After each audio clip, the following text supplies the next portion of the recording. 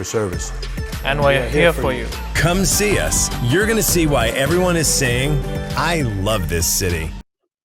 If you're thinking of buying jewelry now and don't want to step outside, relax. All you need to do is book an appointment online or call us.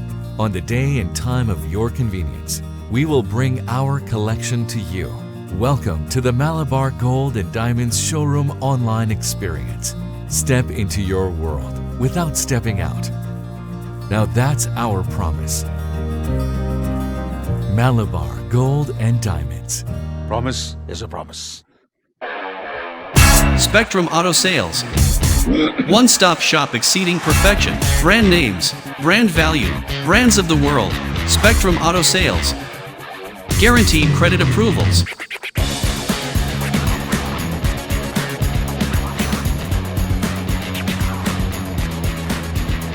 Large selection of pre-owned vehicles. All brands and makes. www.spectrumautosales.com. Visit our 11,000 square feet facility at 175 South Route 303, West Nyack, New York 1-845-348-7777.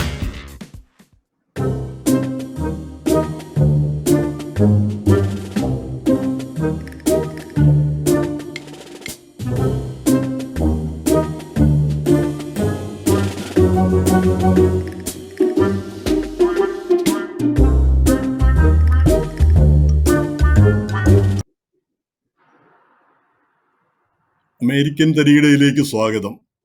ഇന്ന് സുപ്രധാനമായ ഒരു കാര്യമാണ് നമ്മൾ ചർച്ച ചെയ്യുന്നത്. Immigration നമുക്കെല്ലാവർക്കും വേണ്ടപ്പെട്ട കാര്യവും നമ്മളെല്ലാവരും ശ്രദ്ധിച്ചുകൊണ്ടിരിക്കുന്നതുമായ കാര്യം. അതിനു മുമ്പ് ഇന്നലെ നമ്മൾ കമലാ ഹാരിസിന്റെ മൈക്ക് പെൻസുമായിട്ടുള്ള ഡിബേറ്റ് കണ്ടു. ആ ഡിബേറ്റിൽ പല കാര്യങ്ങളും ശ്രദ്ധിക്കപ്പെട്ടു. പക്ഷേ പെൻസിന്റെ തലയിൽ വന്നിരുന്ന ഈച്ച അതിനേക്കാൾ കൂടുതൽ താരമൂല്യം നേടി. അങ്ങനെ ആരോരും അറിയാതിരുന്ന ഒരു ഈച്ച പ്രധാനപ്പെട്ട വ്യക്തിയായി മാറി. ഇങ്ങനെ ഓരോരോ മാറ്റങ്ങളാണ് നമ്മൾ കാണുന്നത്. എന്തായാലും ആ ഡിബേറ്റ് സംബന്ധിച്ച് കൂടുതൽ കാര്യങ്ങൾ നമ്മുടെ ഈ മലയാളിയിലൊക്കെ ധാരാളമായിട്ട് എഴുതിയിട്ടുണ്ട്. എങ്കിലും പിന്നീട് നമ്മൾ അതിനെപ്പറ്റി ചർച്ച ചെയ്യുന്നതായിരിക്കും.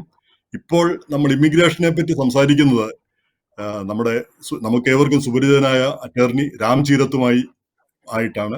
അദ്ദേഹം ഈ രംഗത്ത് വിദഗ്ധനാണെന്നത് മാത്രമല്ല, വളരെ കാലമായി ഈ മീഡിയ തലത്തിൽ ഇമിഗ്രേഷൻ കാര്യങ്ങൾ വിശദീകരിക്കുന്ന വ്യക്തിയാണ്. അദ്ദേഹത്തിന്റെ ഉപദേശങ്ങളും നിർദ്ദേശങ്ങളും നമ്മുടെ സമൂഹത്തിന് എന്നും വിലപ്പെട്ടതാണ്. അത് നമുക്ക് ഒരു മാർഗദർശിത്വം നൽകുന്നു. അതുപോലെ തന്നെ പുതിയ ഇൻസ് നൽകുന്നു. പ്രത്യേകിച്ച് വരാൻ പോകുന്ന കാലത്തെ പറ്റി അറിയിപ്പും നൽകുന്നു. അതുകൊണ്ട് അറ്റോർണി ശ്രീ രാം ചീരത്തിന് ഈ ഷോയിലേക്ക് സ്വാഗതം. നമസ്കാരം. നമുക്ക് ഇപ്പോ ഓക്കെ, ഇവിടെ ഒന്ന് രണ്ട് കാര്യങ്ങളാണ് ഞാൻ ആമുഖമായിട്ട് പറയുന്നത്. ഇപ്പോൾ ഇമിഗ്രേഷൻ സംബന്ധിച്ച് പല മാറ്റങ്ങളും ഈയിടയ്ക്കായിട്ട് വന്നിട്ടുണ്ട്. ട്രംപ് ഭരണമേറ്റ ശേഷം പല രംഗത്തും ഇമിഗ്രേഷനിൽ മാറ്റം വന്നു. അത് ഇമിഗ്രേഷന് എതിരായിട്ടുള്ള ഒരു ചിന്താഗതിയോടുകൂടിയാണ് ഭരണകൂടം ആദ്യം മുതലേ പ്രവർത്തിക്കുന്നത്. അദ്ദേഹത്തിന് ഇലക്ഷൻ കാലത്തെ പ്രതിജ്ഞയും ആ രീതിയിലായിരുന്നു, വാഗ്ദാനങ്ങളും ആ രീതിയിലായിരുന്നു.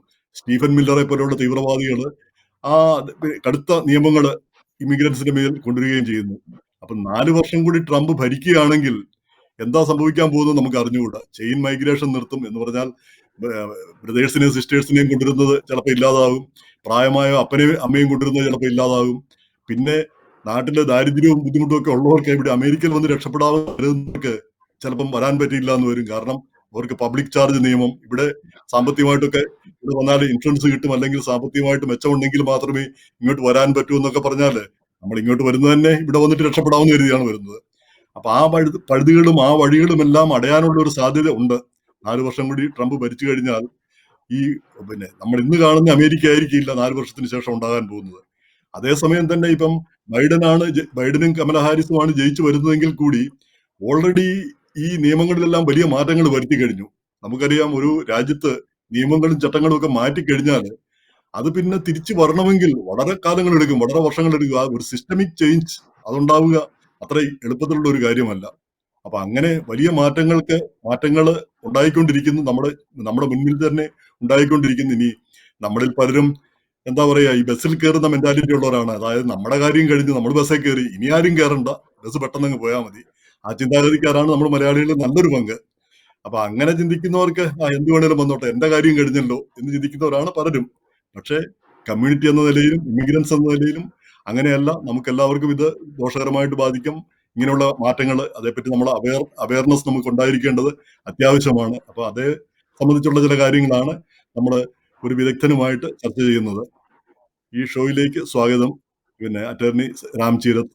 എന്റെ ഒന്നാമത്തെ ചോദ്യം, ഈ ഇമിഗ്രേഷൻ സംബന്ധിച്ചുള്ള ഈ മാറ്റങ്ങൾ ഇപ്പം 4 വർഷം മുമ്പ് ഉണ്ടായിരുന്ന ആ കാലഘട്ടവും ഇപ്പോഴത്തെ ഒരു കാലഘട്ടവും തമ്മിലുള്ള ഒരു വ്യത്യാസം എന്താണ്? ഒരു പ്രാക്ടീസിങ് അറ്റോർണി എന്ന നിലയിൽ എന്താണ് ഈ അടുത്ത കാലത്തായിട്ടുണ്ടായ മാറ്റങ്ങളെ പറ്റി പൊതുവായിട്ടൊരു കാര്യം സംസാരിക്കാമോ? തീർച്ചയായിട്ടും. ഞാൻ മനസ്സിലാക്കിയിടത്തോളം ഈ ട്രംപ് അഡ്മിനിസ്ട്രേഷൻ ഒരു വശത്ത് അവർ പറയുന്നുണ്ട് കണ്ടമാനം ജോലി ഉണ്ടാക്കി, പാൻഡമിക്കിന് മുമ്പ് കണ്ടമാനം ജോലി ഉണ്ടാക്കി ഏറ്റവും സക്സസ്ഫുൾ എക്കോണമിയാണ് എന്നൊക്കെ പറയുന്നുണ്ട്. എന്നാലോ മറ്റേ വശത്തോ അവർ പുതിയ ഇമിഗ്രൻസ് വരുന്നതിന് ഒരു തടസ്സങ്ങൾ പലതും വഴിയിട്ടുകൊണ്ടിരിക്കുകയാണ്. ഇത് രണ്ടും ലൈൻ ഇത്രയും നല്ല ജോലിയുള്ള സ്ഥലമാണെങ്കിൽ പിന്നെ ഇമിഗ്രൻസ് എങ്ങനെയാണ് ത്രെറ്റ് ആവണത്? ഇമിഗ്രൻസ് ജോലി എടുക്കാൻ പോകുന്നത് പേടിച്ചിട്ട് ആണ് ഈ ഇമിഗ്രേഷൻ റിഫോംസും അതായത് തടസ്സങ്ങൾ കൊണ്ടുവരുന്നത്. അപ്പൊ ഈ രണ്ട് കോൺട്രഡിക്ഷൻ, അതൊന്നും. രണ്ടാമത്തെ കാര്യം എന്താ വെച്ചാൽ H1B വിസ, അവിടുന്നാണ് അത് ആ വിസ എടുത്തിട്ടാണ് മിക്ക ഇന്ത്യൻസും പ്രൊഫഷണൽസ് ആയിട്ട് ഇവിടെ വരുന്നത്, താൽക്കാലിക വിസയിൽ വരുന്നത്. പെർമനന്റ് ആയിട്ട് വരുന്ന നമ്മളെ ഈ പറഞ്ഞ മാതിരി, സാറ് പറഞ്ഞ മാതിരി നമ്മുടെ ഫാമിലി അംഗങ്ങളും ബ്രദേഴ്സും സിസ്റ്റേഴ്സും അപ്പനും അമ്മയും ഒക്കെ കൊണ്ടുവരുന്ന വിസയുണ്ട് വേറെ, അത് പെർമനന്റ് വിസയാണ്. രണ്ടിലും പുള്ളി തടസ്സങ്ങൾ കൊണ്ടുവരുന്നുണ്ട്. ഫസ്റ്റ് ആയിട്ട് ആ പുള്ളിക്ക് ഇപ്പൊ ഈയിടെ ആയിട്ട് പാൻഡമിക് വന്ന പിന്നെ എല്ലാവരും ഇവിടെ വരുന്നതിന് ബാൻ ചെയ്തു.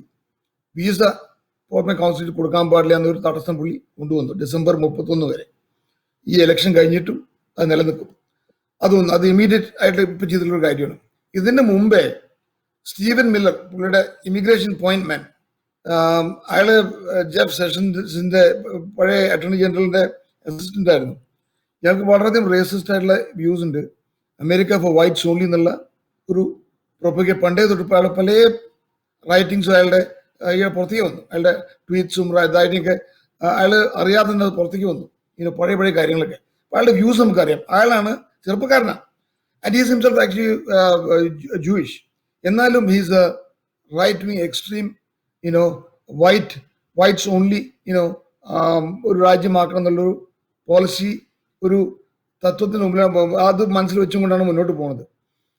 ഇവിടെ അസാലം തേടി വരുന്ന പല സെൻട്രൽ സൗത്ത് അമേരിക്ക വരുന്ന ആൾക്കാരെയൊക്കെ ആദ്യം കുട്ടികൾ മാറ്റിയിട്ട്, അച്ഛനമ്മ തന്തയും തള്ളയും എടുത്തുനിന്ന് പിള്ളേരെ മാറ്റിയിട്ട് അവരെ അങ്ങനെ ദ്രോഹിച്ച ആൾക്കാർ വരാതിരിക്കും, ഒരു മെസ്സേജ് ആയിരിക്കും കൊണ്ട് അങ്ങനെ എത്രയോ കുട്ടികളെ മാറ്റി. പല കുട്ടികളുടെ ഒരു റെക്കോർഡ്സ് ഇല്ല, അവർ എവിടെ കൊണ്ട് ഫോസ്റ്റർ റൂമിൽ എവിടെ കൊണ്ട് ആക്കിക്കണം അറിഞ്ഞൂടാ. വളരെ ഇറസ്പോൺസിബിൾ ആയിട്ടും വളരെ ഒരു അൺമാനേജ്ഡ് വേ ആണ് അത് ചെയ്തിട്ടുള്ളത്, കൈകാര്യം ചെയ്തിട്ടുള്ളത്. ഒരു ക്രൂരമായിട്ടുള്ളൊരു പ്രവൃത്തിയാണ്. 2 ദിവസം മുമ്പ് അത് പുറത്തേക്ക് വന്നു. അത് എല്ലാവർക്കും അറിയായിരുന്നു കാര്യം.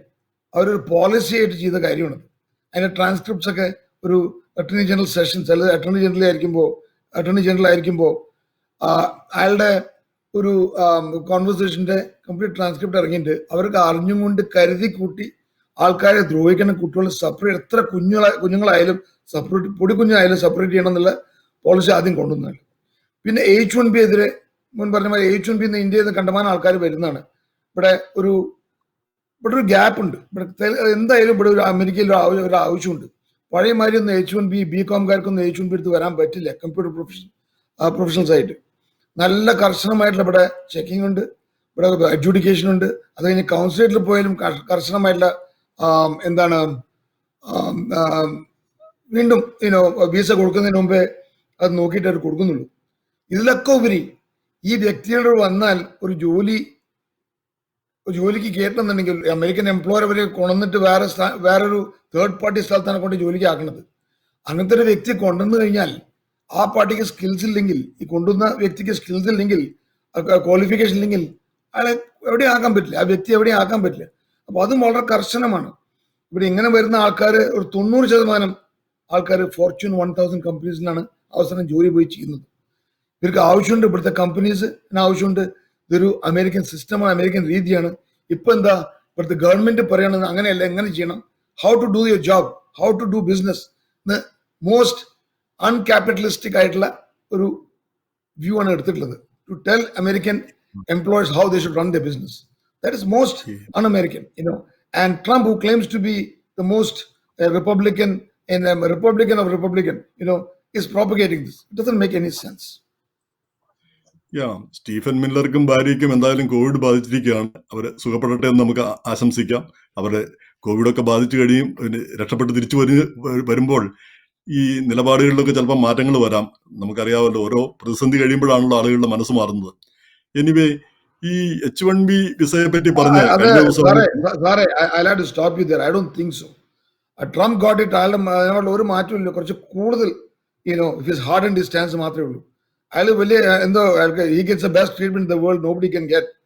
എന്നിട്ട് എന്തോ കൂടി കാര്യം ചെയ്ത് കളിക്കാണ് ലോകം കിട്ടിയിട്ട്. he is not apologetic. He is not seem to have chastened by this. He is not learned. ഒന്നും പഠിച്ചിട്ടില്ല അയാൾ. You know, ഇതൊന്നും കുഴപ്പമില്ല എന്നുള്ള കാര്യം പുള്ളി പറഞ്ഞത്. നിസ്സാരവൽക്കരിക്കുന്നത് പ്രസിഡന്റൊക്കെ ഇതൊരു സാരമില്ല എന്ന് പറയുമ്പോൾ മറ്റുള്ളവരും ആ രീതിയിൽ പെരുമാറും എന്നുള്ള ഒരു ദോഷം അതിലുണ്ട്. അതെപ്പോഴും പ്രസിഡന്റൊക്കെ സംസാരിക്കുന്നത് എപ്പോഴും ശ്രദ്ധിക്കേണ്ട കാര്യമാണ്. പക്ഷെ അത് അവർ ശ്രദ്ധിക്കുന്നില്ല, വളരെ നിസ്സാരമാണെന്നുള്ള രീതിയിൽ. എനിവേ, ഈ H1 വിസയെ പറ്റി പറഞ്ഞപ്പോൾ ഇപ്പോൾ പുതുതായിട്ട് നിയമങ്ങൾ കർശനമാക്കുന്നു. അതായത് ഇവിടെ ഈ വെറും ഡിഗ്രി മാത്രമുള്ളവർക്ക്, സ്പെഷ്യാലിറ്റി ഓക്യുപ്പേഷനിലുള്ളവർക്ക് മാത്രമേ വരാൻ പറ്റൂ. അവർക്ക് ഉയർന്ന ശമ്പളം ഇവിടെ കിട്ടണം, അത് ഉറപ്പാക്കണം. അപ്പൊ ആ രീതിയിൽ വരുമ്പോഴത്തേക്ക് ഇപ്പോഴപേക്ഷിച്ചവരിൽ തന്നെ 1/3 ആളുകൾക്ക് പിന്നെ അവരുടെ അപേക്ഷകൾ നിരസിക്കപ്പെടുമെന്നാണ് ഇപ്പം പിന്നെ DHS തന്നെ പറയുന്നത്. ആ സ്ഥിതിയിൽ എന്താണ് ഈ H1 വിസയുടെ ഒരു ഫ്യൂച്ചറിനെ പറ്റി എന്താണ്? നമ്മൾ അതിനെപ്പറ്റി വളരെ കാലം ഇത് ഉണ്ടാകുമോ? നമുക്കതിനെ ആശ്രയിക്കാൻ പറ്റുമോ എന്ന് മാത്രമല്ല, DHS department of homeland security, immigration അതിന്റെ കീഴിലാണ് വരുന്നത്. Sorry, I interrupted you. എന്താണ് അതിന് പുറമെയാണ് ഇപ്പം ഈ പിന്നെ H1 വിസയില് പിന്നെ ഈ 1/3 ഓഫ് ആളുകൾക്ക് പിന്നെ കിട്ടാൻ സാധ്യതയില്ല എന്ന് പറയുന്നു. അതിന് പുറമെ ഇവിടെ വന്നു കഴിഞ്ഞാൽ പിന്നെ ചിലർക്ക് ഈ 3 വർഷത്തേക്കാണ് സാധാരണ കിട്ടേണ്ടത്, ആദ്യമായിട്ട് കിട്ടേണ്ടത്. പക്ഷെ 1 വർഷത്തേക്ക് കൊടുക്കുന്നു, 6 മാസത്തേക്ക് കൊടുക്കുന്നു. ആ രീതിയിൽ ഇത് വളരെ ചുരുങ്ങിയ കാലത്തേക്കും വിസ കൊടുക്കുന്ന ഒരു സ്ഥിതിയുമുണ്ട്. അപ്പൊ ആ സ്ഥിതിയിൽ H1ന്റെ ഒരു ഫ്യൂച്ചർ എന്താണ്? നമ്മൾ അതിനെ ആശ്രയിക്കാമോ? ഇന്ത്യക്കാർ കൂടുതൽ യുവാക്കളൊക്കെ സ്വപ്നം കാണുന്ന ഒരു കാര്യമാണ്. H1B has got a very bleak future. കാരണം എന്താ വെച്ചാൽ ഇപ്പൊ പുതിയ റെഗുലേഷൻസ് ഇറങ്ങാൻ പോവാണ്. പുതിയ പ്രപ്പോസ് റെഗുലേഷൻസ് ഇറക്കാൻ പോകണം. കുറച്ചും കൂടി കർശനമാക്കാണ്. ഇപ്പൊ തന്നെ വളരെ കർശനമാണ്. ഇത് കുറേ കൂടെ കർശനമാക്കാൻ പോവാണ്. അതിൽ ഉദാഹരണം പറയാ വെച്ചാൽ ഈ സ്പെഷ്യൽറ്റി ഓക്യുപ്പേഷൻ എന്ന് പറഞ്ഞു കഴിഞ്ഞാൽ മിനിമം 4 കൊല്ലം ഒരു പ്രൊഫഷനിൽ ഒരു ഡിഗ്രിയിൽ ബിരുദം നേടിയ ആൾക്കാർക്ക് ഒരു H1Bക്ക് ക്വാളിഫയബിൾ ആവുള്ളൂ. ഇപ്പൊ എങ്ങനെയാ വെച്ചാൽ ഒരു കമ്പ്യൂട്ടർ കൺസൾട്ടന്റ്, ഒരു കമ്പ്യൂട്ടർ എഞ്ചിനീയർ എന്നുള്ള നിലയ്ക്ക്, ഒരു കമ്പ്യൂട്ടർ പ്രൊഫഷണൽ നിലയ്ക്ക് ഒരു മെക്കാനിക്കൽ ഡിഗ്രി എടുത്ത ആൾക്കും അതിൽ ഉൾപ്പെടായിരുന്നു. അയാൾ കുറെ കമ്പ്യൂട്ടർ കോഴ്സ് എടുത്തെങ്കിൽ നമുക്ക് കാണിച്ച് റിലേറ്റഡ് ഓക്യുപ്പേഷൻ കാണിക്കായിരുന്നു. ഈ പുതിയ റെഗുലേഷൻ പ്രകാരം അത് പറ്റില്ല. മെക്കാനിക്കൽ എഞ്ചിനീയർ പണി മാത്രമേ പറ്റത്തുള്ളൂ. വേറെ പ്രൊഫഷൻ മാറി പറ്റില്ല. That makes it very tight. കുറെ ആൾക്കാർ അതുകൊണ്ട് അതിൽ പെടില്ല. ഇപ്പൊ ബിസിനസ് ആനലിസ്റ്റ് എന്നുള്ള ടൈറ്റിൽ ഉണ്ട്. കണ്ടമാനം ബിസിനസ് ഉപയോഗിക്കുന്ന, അമേരിക്കൻ ബിസിനസ് ഉപയോഗിക്കുന്നതാണ്. അതാണ് നമ്മുടെ കൺസൾട്ടന്റ്മാർ വന്ന് ചെയ്യുന്നത്. അപ്പൊ ടൈറ്റിൽ കൊടുക്കുന്ന അവരല്ല, കൊടുക്കുന്ന എൻഡ് ക്ലയന്റ് ഫോർച്യൂൺ 1000 കമ്പനിയാണ്. അപ്പൊ ആ ടൈറ്റിൽ ബിസിനസ് ആനലിസ്റ്റ് ആണെങ്കിൽ പല കമ്പ്യൂട്ടർ സ്കിൽസ് ഉപയോഗിക്കണം, മൾട്ടിപ്പിൾ സ്കിൽസ്, മൾട്ടി പ്ലാറ്റ്ഫോം ആയിട്ടുള്ള എന്താ പറയുക എഡ്യൂക്കേഷൻ വേണ്ട ആൾക്കാരും എക്സ്പീരിയൻസ് വേണ്ട ആൾക്കാരുടെ ആവശ്യം വരുന്നുണ്ട് അവിടെ. അപ്പൊ ഒരു കമ്പ്യൂട്ടർ കൺസൾട്ടന്റ് ബിസിനസ് ആനലിസ്റ്റ് എന്ന് പറഞ്ഞു കഴിഞ്ഞാൽ ചിലപ്പോൾ അത് അപ്രൂവ് ആവില്ല ഇവിടെ നിന്ന് അങ്ങോട്ട്. എന്ന് മാത്രമല്ല പ്രിവെയിലിംഗ് വേജ്. ഈ പ്രിവെയിലിംഗ് വേജ് എന്ന് പറഞ്ഞാൽ മാർക്കറ്റ് റേറ്റ് ഉണ്ട്. അത് പുറമേ നിന്ന് അമേരിക്കക്കാരെക്കാട്ടും താന്ന വേതനത്തിന് വേണ്ടി ഇവിടെ ജോലി ചെയ്യാതിരിക്കാൻ വേണ്ടിയിട്ട് എസ്റ്റാബ്ലിഷ് ചെയ്തൊരു പദ്ധതിയാണ്. അതായത് ഒരു പ്രിവെയിലിംഗ് വേജ് ആദ്യം നേടണം അതിൽ ഒരു എംപ്ലോയർ. അത് വെച്ചിട്ടാണ് H1B കൂടെ വെച്ചിട്ട് ഫയൽ ചെയ്യുന്നത്. ഇപ്പോൾ പ്രിവെയിലിംഗ് വേജ് ന്യൂയോർക്ക് സിറ്റിയിൽ പ്രിവെയിലിംഗ് വേജ് അല്ല, കാൻസസ് സിറ്റി റൂറൽ ആയിട്ടുള്ള അമേരിക്കയിലുള്ള പ്രിവെയിലിംഗ് വേജ്. അപ്പോൾ അവിടുത്തെ ആൾക്കാർക്ക് കൊടുക്കുന്ന വേതനം തുല്യമായിട്ടുള്ള വേതനം പുറമേ നിന്ന് വരുന്ന ആൾക്ക് കൊടുക്കണം എന്നുള്ള ആ ഒരു കാര്യം വെച്ചിട്ടാണ് ചെയ്യുന്നത്. ഇപ്പം എന്താ വെച്ചാൽ പ്രിവെയിലിംഗ് വേജ് ഡിപ്പാർട്ട്മെന്റ് ലേബർ പറയുന്ന പ്രിവെയിലിംഗ് വേജാണ്. അതിൽ കംപ്ലീറ്റ് മാറ്റം വരുത്താൻ പോവാണ്. അത് എങ്ങനെ അത് കാൽക്കുലേറ്റ് ചെയ്യണതോ അത് വളരെയധികം കൂട്ടാൻ പോവാണ്. സത്യാവസ്ഥ എന്താ വെച്ചാൽ ഇവിടെ ഒരു കമ്പനി ഒരു ഇന്ത്യൻ വ്യക്തി അമേരിക്കൻ കമ്പനി കൊണ്ടുവന്നു. അമേരിക്കൻ കമ്പനി ആളെ H1B കൊണ്ടുവന്നു. ആ വ്യക്തിക്ക് $80,000 കൊടുക്കാന്ന് വിചാരിക്കുക ശമ്പളം ആണ്ടിൽ. പ്രോമിസ് ചെയ്തു, H1B അപ്രൂവ് ആയി കൊണ്ടുവന്നു. ആ വ്യക്തി തേർഡ് പാർട്ടി സൈറ്റിൽ കൊണ്ട് വെക്കുന്നു. അവർക്ക് ഈ തേർഡ് പാർട്ടി സൈറ്റായിട്ട് മിക്കവാറും ഈ കമ്പനികൾക്ക് ഡയറക്റ്റ് ആയിട്ട് കോൺട്രാക്ട് ഉണ്ടാവില്ല. അതിലിടയ്ക്ക് വേറെ കമ്പനികൾ ഉണ്ടാവും. അപ്പൊ 2-3 തട്ടുകളുണ്ടാവും. 2-3 ആൾക്കാരെ നിന്ന് ഇല നക്കിയാൽ നിലയ്ക്കാൻ പിന്നെ ചെറിയ നക്കിയാൽ ഇവർക്ക് കിട്ടുന്നത്. അതിൽ നിന്നാണ് ഈ ശമ്പളം കൊടുക്കുന്നത്. അപ്പോ എന്താ ഉണ്ടാവുന്ന വെച്ചാൽ ഈ ശമ്പളം ഈ കൂട്ടാൻ പറയുമ്പോൾ ചിലപ്പോൾ അത് മുതലാവില്ല. ഈ കൊടുന്ന ആൾക്ക് എന്തെങ്കിലും കിട്ടണ്ടേ, ഈ ബാക്കിയുള്ളവർക്ക് എന്തെങ്കിലും കൊടുക്കണ്ടേ, അതൊന്നും ഉണ്ടാവില്ല ചിലപ്പോൾ. അപ്പൊ അങ്ങനെ വരുമ്പോൾ H1B പാസ്സാവാൻ ബുദ്ധിമുട്ടാണ്. അത് ഒന്ന്. അപ്രൂവൽ കിട്ടാനും പ്രിവെയിലിംഗ് വേജ് മീറ്റ് ചെയ്യാനും ബുദ്ധിമുട്ടായിരിക്കും. പിന്നെ ഒരു പ്രധാനപ്പെട്ട കാര്യം എന്താ വെച്ചാൽ ഈ പുതിയ പ്രപ്പോസ് നിയമപ്രകാരം ഒരു തേർഡ് പാർട്ടി സൈറ്റ് ഒരു 85% ആൾക്കാർ അതാണ് ഒരു വ്യക്തിയെ കൊണ്ടുവന്നു കഴിഞ്ഞാൽ അവരവരുടെ ഓഫീസിലല്ല ജോലി ചെയ്യുന്നത്, വേറെ ഏതെങ്കിലും കമ്പനിയിൽ കൊണ്ട് ആക്കി കൊടുക്കും. അവരെ അവിടെ ജോലി ചെയ്യും. ഈ ഇടത്തട്ടുകളൊക്കെ വരുന്നുണ്ടാവും, അവിടെ ജോലി ചെയ്യും. അപ്പോൾ ഒരു ന്യൂയോർക്ക് കമ്പനി ചിലപ്പോൾ ഒരു വാഷിംഗ്ടൺ DC-യിലുള്ള കമ്പനിയിലാണ് ജോലി ചെയ്യുന്നത് ഈ വ്യക്തി. ഇത് അങ്ങനെ തേർഡ് പാർട്ടി സൈറ്റിൽ ജോലി ചെയ്യുമ്പോൾ ഇപ്പൊ 3 കൊല്ലം വരെ ജോലി ചെയ്യാം, തടസ്സമൊന്നും ഇല്ലായിരുന്നു. ഇപ്പൊ അത് 1 കൊല്ലാക്കാൻ മാറ്റാൻ പോകണം ഈ പുതിയ പ്രപ്പോസ് നിയമപ്രകാരം. അപ്പോൾ അങ്ങനെ വരുമ്പോൾ വളരെ തടസ്സങ്ങൾ വരികയാണ്, ബുദ്ധിമുട്ടുകൾ വരികയാണ്. ആൻഡ് ഇതുകൊണ്ട് എന്താ ഉണ്ടാവുക വെച്ചാൽ America is A land of immigrants. Waves of immigrants വന്നിട്ട് ഇവിടെ ഉദ്ധരിച്ച് ഈ രാജ്യത്തിന് ഇത് ഏറ്റവും പവർഫുൾ നേഷനാക്കി. ഇപ്പോഴത്തെ ഇമിഗ്രൻസ് വരുന്നത് വെള്ളത്തൊലിയിലെ ആൾക്കാരല്ല. നമ്മൾ ബ്രൗൺ തൊലിയും ആഫ്രിക്കയിൽ നിന്നും ചൈനയിൽ നിന്ന് ആൾക്കാരൊക്കെ വരുന്നത് മിക്കവാറും 99%. അതൊന്നും ഇവർക്ക് പിടിക്കുന്നില്ല. അത് നിർത്താനുള്ള ശ്രമമാണ്. ബട്ട് അത് cutting the branch of the tree the sitting on. അതന്നെ cutting the nose to spite the face.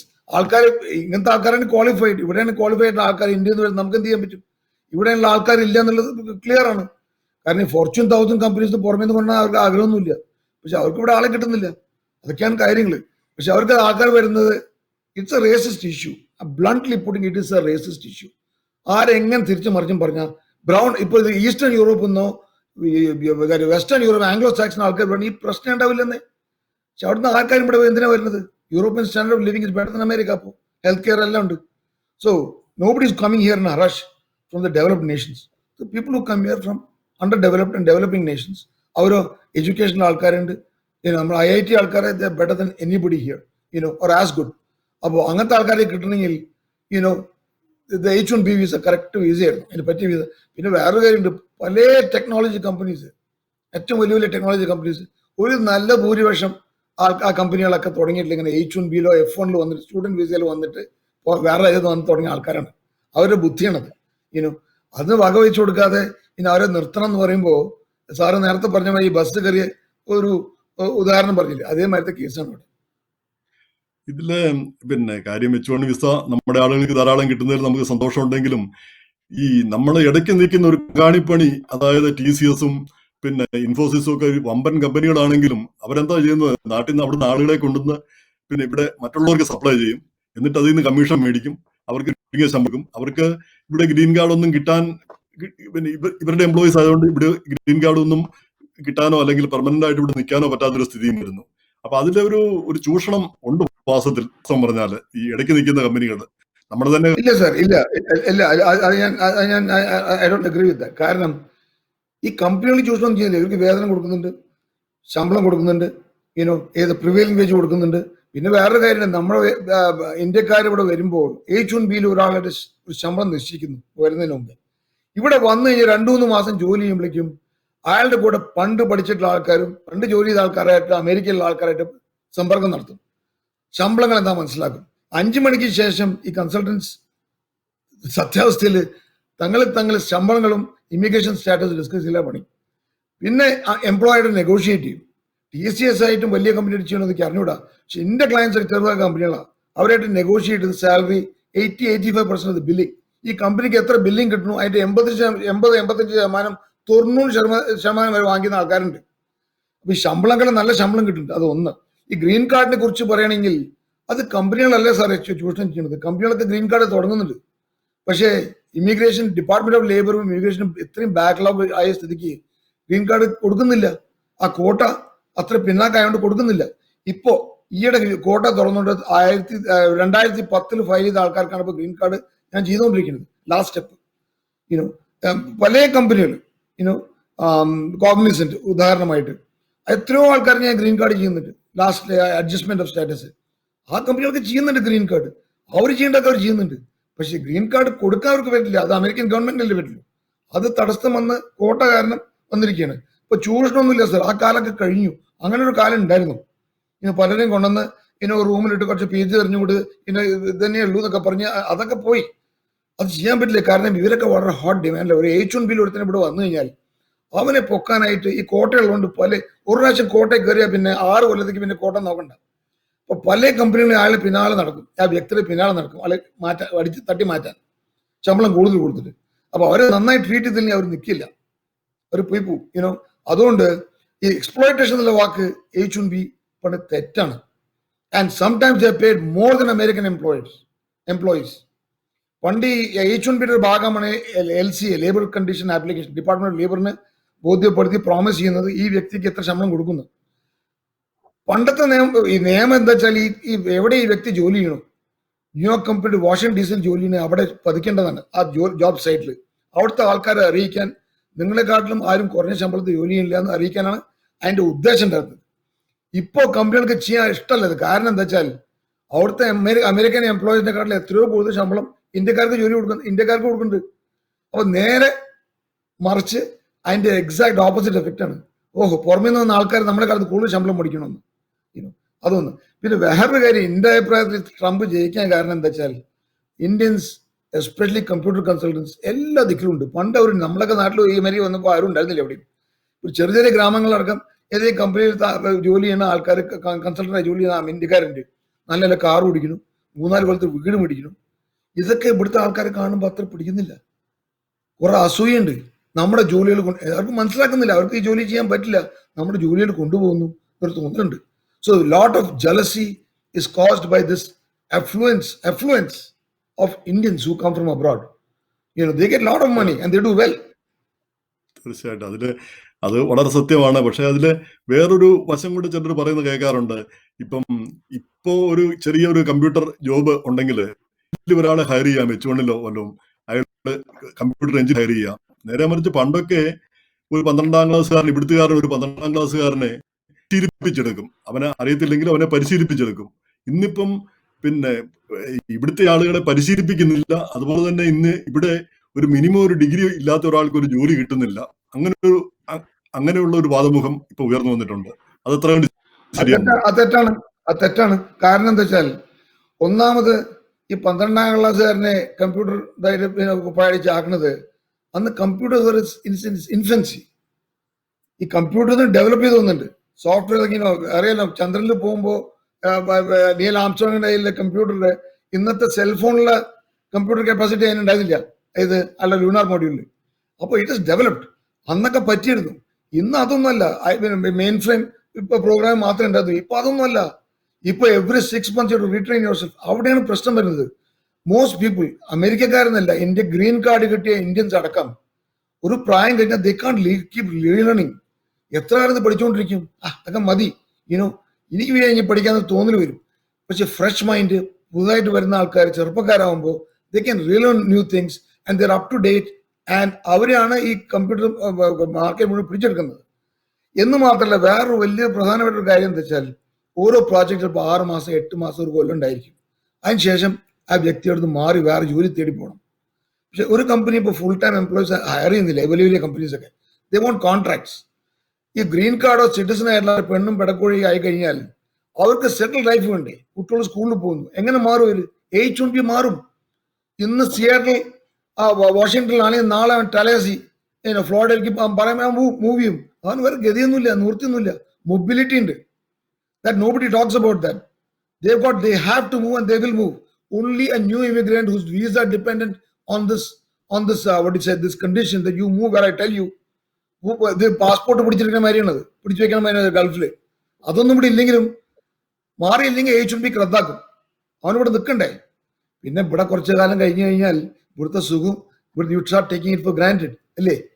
ഇവിടെ തക്കാളി ഇല്ല, മറ്റതില്ല, ചൂടില്ല, കൊതുവില്ല.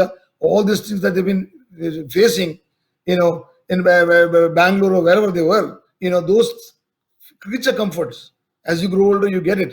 അതൊക്കെ വരുമ്പോൾ ആൾക്കാർ ഒരു ഭാഗത്ത് കുത്തിരിക്കാൻ ഇഷ്ടമാവും. പിന്നെ നിന്റെ ജോലി മുഴുവൻ കൊണ്ടുപോകണമെന്ന് പറഞ്ഞിട്ട് എന്താ കാര്യം?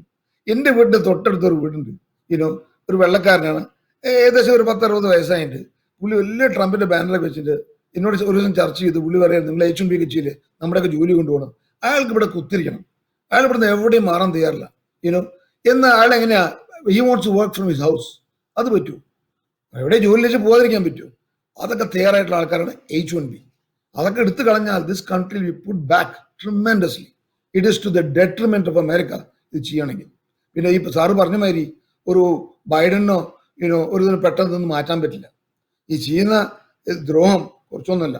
It's going to be long term, it's going to be extremely harmful. ഈ ഇപ്പോ നമുക്കറിയാം ഈ ബാക്ക്ലോഗ് ഏതാണ്ട് 500,000 ഇന്ത്യൻസ് ബാക്ക്ലോഗിലുണ്ട് ഗ്രീൻ കാർഡ് അപേക്ഷയിൽ. അത് നമ്മുടെ ഡർബിൻ അത് ഹോൾഡ് ചെയ്തിരിക്കുന്നതുകൊണ്ടാണ് നിയമം പാസ്സാക്കാത്തത്, ആ കൺട്രി കോട്ട എടുത്തു കളയാൻ പറ്റാത്തതെന്ന് പറയുന്നു. അപ്പൊ ഡർബിൻ റേസിസ്റ്റ് ആണെന്ന് പറഞ്ഞു കൂട്ടുന്നുണ്ടെങ്കിലും അവിടെ ഡൽഹിയിൽ നിന്നുള്ള ലോക്കൽ ഇന്ത്യക്കാരനായ അസംബ്ലി റാം വില്ലിബലം അയാള് എഴുതിയത് ഈ ഡർബിൻ റേസിസ്റ്റ് ഒന്നും അല്ല, അദ്ദേഹം കാര്യസഹിതമാണ് അത് ചെയ്തിരിക്കുന്നത്, പിടിച്ചു വെച്ചിരിക്കുന്നത്, അത് ഹോൾഡ് ചെയ്തിരിക്കുന്നത്, ആ ബില്ല് ചെയ്തിരിക്കുന്നതാണ് പറയുന്നത്. അങ്ങനെയായാലും ഈ ബാക്ക്ലോഗ് ഇപ്പം ഇന്ത്യക്കാർ മാത്രം ഉണ്ടെങ്കിൽ തന്നെ ഇവർക്കൊക്കെ കിട്ടിവരിക എന്ന് പറയുന്നത് എത്രയോ വർഷങ്ങൾ എടുക്കുന്ന കാര്യമാണ്. അതുപോലെ നടക്കുന്ന കാര്യം. ഇത് ബാക്ക്ലോഗ് രണ്ട് തരത്തിൽ. ഒന്ന്, ഈ കൺട്രി വൈഡ് കോട്ടയെടുത്ത കുറച്ച് വ്യത്യാസം വരും. ഇന്ത്യക്കാർക്ക് അത്ര വലിയ മെച്ചം കിട്ടാൻ പോകുന്നില്ല. ലൈക്ക് വാട്ടർ സീസസ് ഉള്ളവർ കുറച്ചൊന്ന് പൊന്തി വരും. ഈ 10 കൊല്ലം പോയി 8 കൊല്ലോ 7 കൊല്ലോ 6 കൊല്ലം ആയേക്കാം. പക്ഷെ ഉടനെ എല്ലാവർക്കും കറണ്ട് ഗ്രീൻ കാർഡ് കിട്ടാൻ പോകുന്നില്ല. കിട്ടാൻ പോകുന്നത് എങ്ങനെയാ വെച്ചാൽ, പണ്ട് പറഞ്ഞൊരു പദ്ധതി ഉണ്ട്. എല്ലാ കൊല്ലവും ഒക്ടോബർ 1 തൊട്ട് പിറ്റേ കൊല്ലം സെപ്റ്റംബർ 30 വരെയാണ് കോട്ട, ഫിസ്ക്കൽ ഇയർ. അത് ഉപയോഗിക്കാത്ത കോട്ട ലാപ്സായി പോകും, പിന്നെ പുതിയ കോട്ട തുടങ്ങുന്നു. അപ്പോൾ ഒരു പദ്ധതി ഉണ്ടായിരുന്നു, ഏതൊരു കോൺഗ്രസ്മാൻ ഒരു സെനറ്റർ കുറച്ചു കാലം മുമ്പ് കൊണ്ടുവന്നാണ്, 10 കൊല്ലം മുമ്പേ. ഈ റദ്ദായി പോയ, ക്യാൻസലായി പോയ, ലാപ്സായി പോയത് റീക്യാപ്ചർ ചെയ്തിട്ട് ഉപയോഗിക്കുക. പല കാറ്റഗറിയിലുണ്ടോ. എന്നിട്ട് ഈ ഗ്രീൻ കാർഡൊക്കെ എല്ലാവർക്കും കൊടുത്തു കഴിഞ്ഞാൽ, പിന്നെ റീപ്ലനിഷ് ചെയ്ത് കഴിഞ്ഞാൽ എല്ലാവർക്കും ഗ്രീൻ കാർഡ് കിട്ടും. പിന്നെ എന്ത് മാറ്റങ്ങൾ വരുത്തണം, നിയമത്തിൽ എങ്ങനെ ഗ്രീൻ കാർഡ് കൊടുക്കണം, അത് പിന്നെ വേറെ ഒരു കാര്യമാണ്. അപ്പോൾ അത് മാത്രമേ ഇവിടെ നടക്കുകയുള്ളൂ. You have to increase the numbers, അത് നടക്കാൻ പോകുന്നില്ല. റീക്യാപ്ചർ ദ നമ്പേഴ്സ് ചിലപ്പോൾ നടന്നേക്കാം. പഴയ ലാപ്സായ ഇമിഗ്രന്റ് വിസ നമ്പേഴ്സ് റീക്യാപ്ചർ ചെയ്യണമെങ്കിൽ നടന്നേക്കാം. അതാണ് ഒരു Biden he was in the Senate long time. അതുകൊണ്ട് ആൾക്കാരെ പറ്റിയൊക്കെ അറിയാം. അപ്പോൾ അത് വരാൻ സാധ്യതയുണ്ട്. ട്രംപ് ആണെങ്കിൽ ഒന്നും വരാൻ പോകുന്നില്ല. Immigration is anti immigration person unless the immigration from Norway. Nobody is going to come here as per. പിന്നെ അയാളുടെ അമ്മായിയപ്പനും അമ്മായിയമ്മയൊക്കെ വന്നു കഴിഞ്ഞല്ലോ ട്രംപിന്റെ. അപ്പോൾ അതൊരു പ്രശ്നമല്ല. He doesn't care. അതാണ് ആറ്റിറ്റ്യൂഡ്. എനിക്ക് കോവിഡ് വന്നു കഴിഞ്ഞു, പിന്നെ I don't care about rest of my ആറ്റിറ്റ്യൂഡാണ്. It shows throughout everything he does. Extremely self centred ആറ്റിറ്റ്യൂഡാണ്. And nobody can speak against that. Pence ആയാലോ, എന്താണ് പേര്, സ്റ്റീവൻ മില്ലർ ആയാലും ആരും, nobody they talk anything against. He doesn't brook criticism. It's very thin skin. അതുകൊണ്ട് ശരിയാണ്. ഈ ഇപ്പൊ പുതിയതായിട്ട് വന്നിരിക്കുന്ന നമ്മുടെയൊക്കെ ഡയറക്റ്റ് ആയിട്ട് അഫക്ട് ചെയ്യുന്ന കാര്യമാണ് ഈ ചാർജ് നിയമം. ഇപ്പം അത് വന്നു കഴിഞ്ഞാല്, അത് ശക്തിപ്പെട്ട് കഴിഞ്ഞാല് നമ്മുടെ പേരൻസിനെ കൊണ്ടുവരാൻ പറ്റും. പബ്ലിക് ചാർജ് നിയമം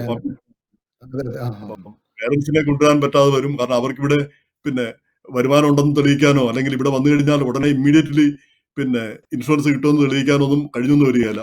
അതുപോലെ തന്നെ ബ്രദേഴ്സ് സിസ്റ്റേഴ്സ് ഇമിഗ്രേഷൻ, ആ ചെയിൻ മൈഗ്രേഷൻ എന്ന് ട്രംപ് വിശേഷിപ്പിക്കുന്നത്. അപ്പം ഈ പബ്ലിക് ചാർജ് നിയമം നമ്മളെ എങ്ങനെയാണ് അഫക്ട് ചെയ്യാൻ പോകുന്നത്? വലിയ തരത്തിൽ പബ്ലിക് ചാർജ് നിയമം ഇമിഗ്രൻസ് അല്ല, നോൺ ഇമിഗ്രൻസ്, H1B ആൾക്കാർ, സ്റ്റുഡന്റ് വിസയിലുള്ള ആൾക്കാരൊക്കെ ബാധിക്കുന്നുണ്ട്. അവരൊക്കെ എന്ത് ആപ്ലിക്കേഷൻ ഫയൽ ചെയ്യണം അതിൽ എഴുതി കൊടുക്കണം, ഞാൻ പബ്ലിക് ചാർജ് എടുത്തിട്ടില്ലേ, എടുക്കാൻ പോകുന്നില്ലേ എന്നുള്ള കാര്യം എഴുതി കൊടുക്കണം. അല്ലെങ്കിൽ അവരെ പെറ്റീഷൻ താൽക്കാലിക വിസയല്ലേ, 3 കൊല്ലം മാക്സിമം, അതൊന്നും അപ്രൂവ് ആവില്ല. ഇപ്പൊ ഇന്നലെ ഒരു ചോദ്യം വന്നു. ഒരു വ്യക്തി ന്യൂജേഴ്സി, അവർ ഗ്രീൻ കാർഡ് ചെയ്തുകൊണ്ടിരിക്കുകയാണ്.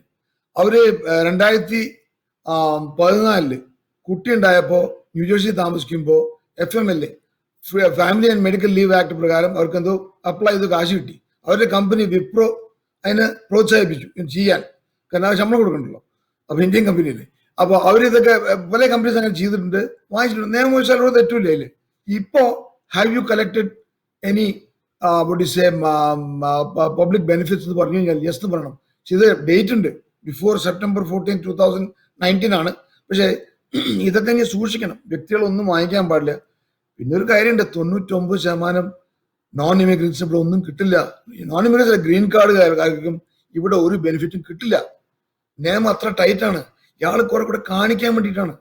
ഇയാളുടെ supporters who are very ignorant ഒന്നും പറഞ്ഞിട്ട് ഞാൻ എല്ലാവരും നിർത്തി. ഇല്ലീഗൽ ഇമിഗ്രൻസ് എല്ലാ ബെനിഫിറ്റ്സും ഇല്ലീഗൽ ഇമിഗ്രൻസ് വാങ്ങിക്കാൻ പറ്റില്ലെന്ന്. അവർക്കൊന്നും വെൽഫെയർ ഒന്നും വാങ്ങിക്കാൻ പറ്റില്ല. എന്തേ പറയുന്നത്? Open border. ആരെ ഓപ്പൺ ബോർഡറിനെ പറ്റി ആരും പറഞ്ഞിട്ടില്ല.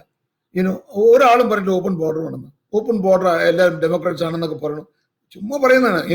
പറയുമ്പോൾ പക്ഷെ അതൊക്കെ വിശ്വസിക്കാൻ ആൾക്കാരുണ്ട്. അപ്പോൾ അവരെ പ്രീതിപ്പെടുത്താൻ അതൊക്കെ പറയുന്നത്. പക്ഷെ നിയമമാക്കി കൊണ്ടുവന്നു, അത് റെഗുലേഷൻ മുഖാന്തരം കൊണ്ടുവന്നു.